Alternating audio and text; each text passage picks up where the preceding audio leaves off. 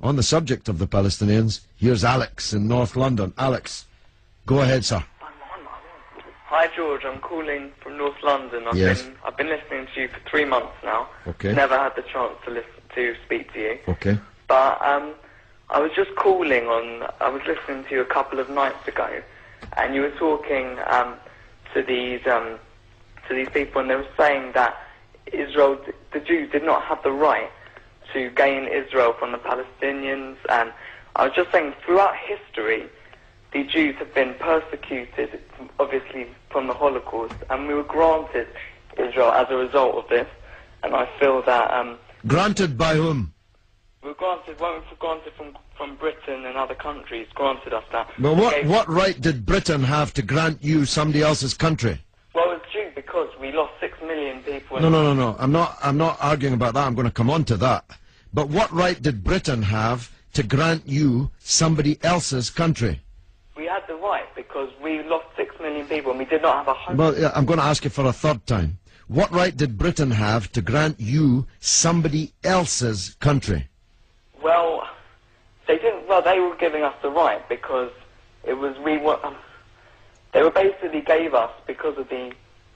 But they gave you somebody else's country. That's the point I'm making, Alex. Can you deal with it? Yeah, but the Jews have also had to.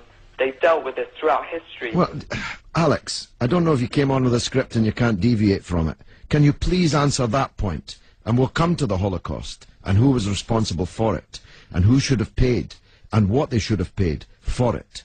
But given that you've said Britain granted you, and you're presumably saying you because you're Jewish, somebody else's country, I'm asking you, what right did Britain have to grant you somebody else's country?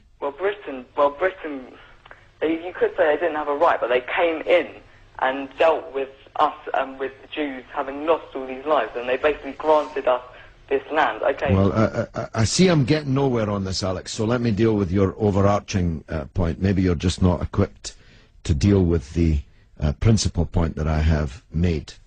The Jews have suffered racist anti-Semitism down the ages in many, many European countries, including our own. They were subject to regular discrimination at best, and pogrom and murder at most. That's undoubtedly true.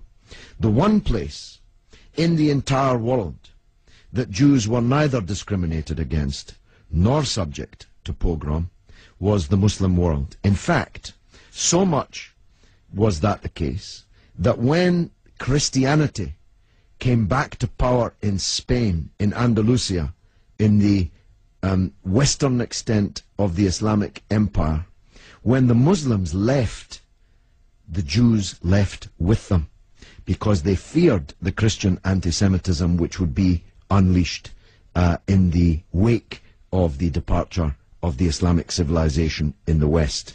That's why so many Jews are to be found even today, and were to be found in profusion before the creation of the State of Israel, in countries like Morocco and along the North African coast, because under the protection of the Muslims, the Jews left Europe and went to live in North Africa.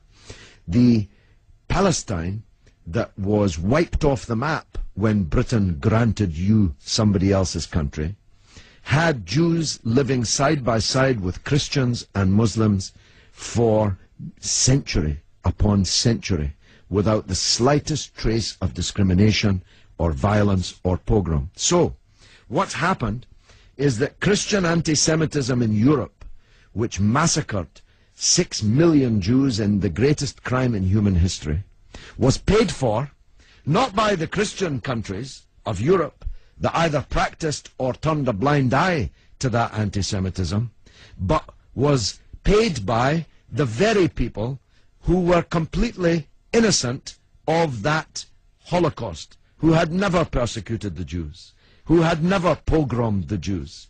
And that seems to me to add insult to the injury suffered by a people whose country was wiped off the map, who were dispersed into exile, to make way for a Zionist idea which was granted to European Jews, because these were the first settlers, granted to European Jews by Britain. And as you have singularly failed, 4 times I asked you, to acknowledge that Britain had no right to give away somebody else's country, one country giving to a second people the land that actually belonged to a third people, it seems to me an all-round injustice, don't you think, Alex?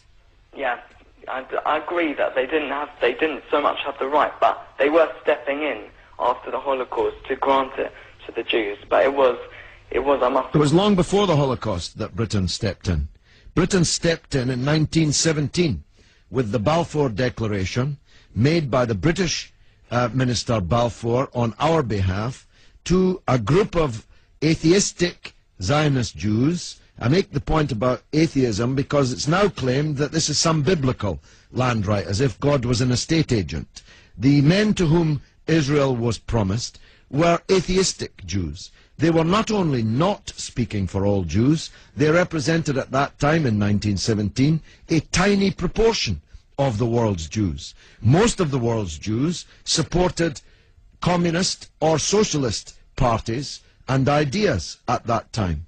The Zionists represented a tiny sliver of Jewish opinion at that time. Yet Balfour promised them the land which belonged to a third people, without consulting either the British or the world's Jews, and least of all, consulting the Palestinians.